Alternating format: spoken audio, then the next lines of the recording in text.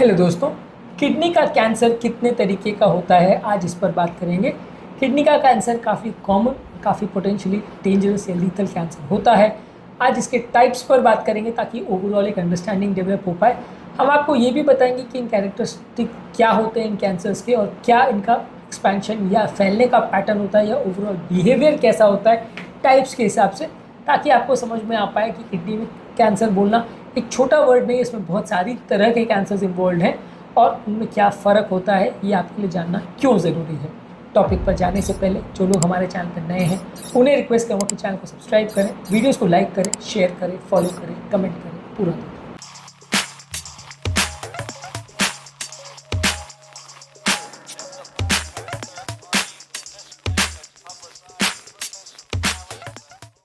सबसे common type का जो किडनी का कैंसर है वो है रीनल सेल कार्सिनोमा, जो कि रीनल कॉर्टेक्स में यानी किडनी के ऊपर वाली सतह से ओरिजिनेट करता है।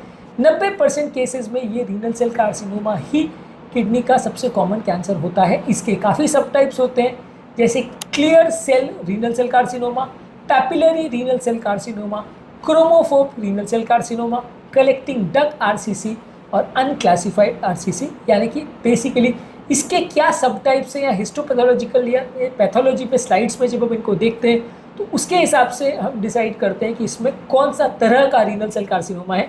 कोई भी कैंसर जो किडनी की बाहरी सतह यानी कॉर्टेक्स से निकल रहा है उसको रीनल सेल कार्सिनोमा बोलेंगे, लेकिन उनमें सब टाइप्स कैसा है पैथोलॉजिकल स्लाइड में देखने पर उसके हिसाब से डिसाइड होगा। इसमें भी सबसे कॉमन है clear cell renal cell carcinoma. इसमें 70 to 80% इसी टाइप के होते हैं। इसमें ज़्यादातर सेल्स जो है क्लियर या पेल टाइप के दिखते हैं माइक्रोस्कोप में, क्योंकि उनके अंदर लिपिड या ग्लाइकोजन भरा होता है। अगला टाइप है पैपिलरी रीनल सेल कार्सिनोमा, इसको क्रोमोफिलिक कार्सिनोमा भी बोलते हैं। 10 से 15% केसेस में देखने को मिलता है। इसको भी फर्दर टाइप 1 और टाइप 2 में डिवाइड करते हैं। ये थोड़ा सा डेंजरस ज़्यादा होता है, जल्दी फैलता है। एक होता है क्रोमोफोब रीनल सेल कार्सिनोमा, जो कि 5% ऑफ द केसेस में देखने को मिलता है। इसका थोड़ा अपीयरेंस पैथोलॉजिकल स्लाइड में थोड़ा अलग होता है और ये कंपैरेटिवली उतना अग्रेसिव नहीं है, उतना ज़्यादा नहीं फैलता है, तो ये कम अग्रेसिव का माना जाता है। एक आता है collecting duct renal cell carcinoma, यानी इसको बेलिनी डक्ट कार्सिनोमा भी बोलते हैं, जो कि डक्ट ऑफ बेलिनी यानी जहाँ से यूरिन कलेक्ट होता है नेफ्रॉन्स में वहाँ पे सेल से बनता है।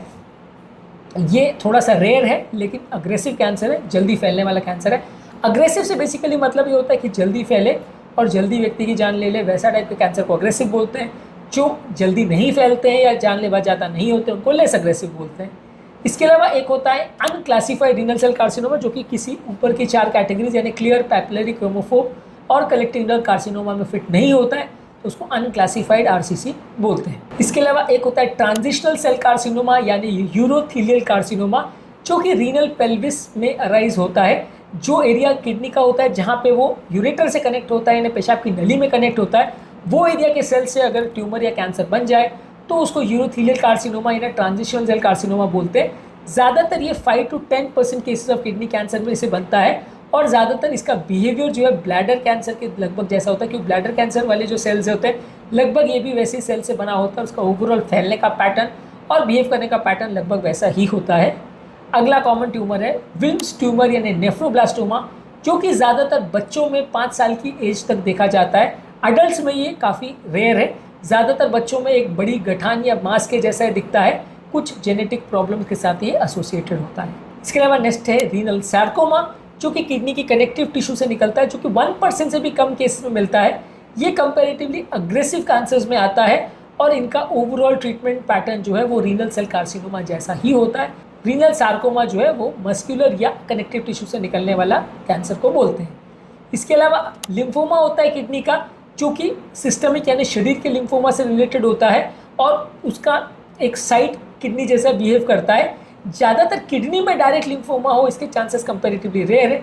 बॉडी के दूसरे भाग से ये किडनी में आके वहाँ ग्रो करने लगता है। यदि किसी व्यक्ति को किडनी में लिम्फोमा है तो वो एडवांस लिम्फोमा रिप्रेजेंट करता है और वैसे व्यक्ति के जल्दी बिगड़ने के चांस ज़्यादा होते हैं। इसके अलावा लास्ट कैटेगरी है ऑन्कोसाइटोमा, जो कि एक रेयर या नॉन कैंसरस ट्यूमर है, रीनल कॉर्टेक्स से अराइज होता है। इसके सेल्स ज़्यादातर जो रीनल सेल कार्सिनोमा के सेल्स होते हैं लगभग वैसा ही दिखता है।